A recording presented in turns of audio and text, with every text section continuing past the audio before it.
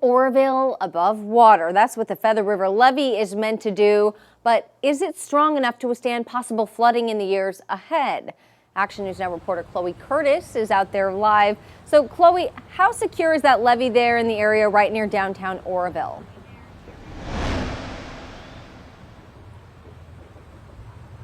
Haley, there are no glaring issues with the levee right now, but the city tells me a 2015 study did identify a few things for them to look into, including geotechnical and drainage work.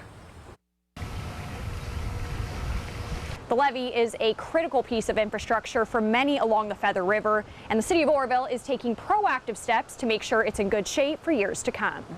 Oroville City Administrator Brian Ring says a study from 2015 identified a number of tasks for the city to look into to check for any structural issues with the levee, but they haven't taken action on it yet.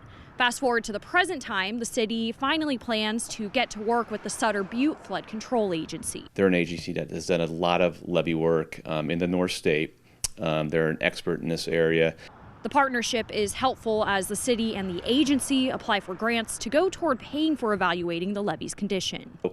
Ultimately, these issues were identified back in 2015 as follow-up items that could be done, so we want to do everything we can. If we can get funding to take care of these, so we have a really good understanding of what needs to be done in the levee, that's our goal. And ultimately, I mean, it'd be great if all the studies come back fine, then that'd be fantastic. But if they say that additional work is needed, then obviously we'll tackle that issue when we get there.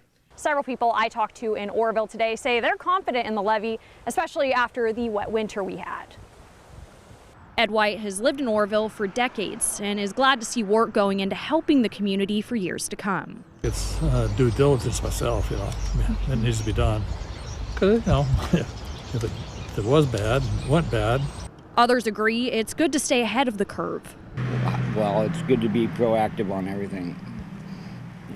If you just let it go, then it comes up and knocks your knees out from under you later. The motto is proactive versus reactive. We don't want to wait until something happens. And it's not just about staying above water. The city seeking a specific certification too. The goal here is to have our levee be deemed 100-year flood certified. So if the federal emergency, FEMA comes walking into the door, that we are in a good position. And obviously the public safety is top priority, but then also if we're not in a position that it's certified, there could be flood insurance issues. And Ring tells me there haven't been any issues with the levee, but that doesn't mean the city shouldn't take these steps. Now, evaluating the levee's condition could take about a year. Live in Oroville, Chloe Curtis, Action News Now, coverage you can count on. Okay, thank you, Chloe. The city says there should be any answer to whether any grants have been secured in just about 3 to 6 months. We'll learn more.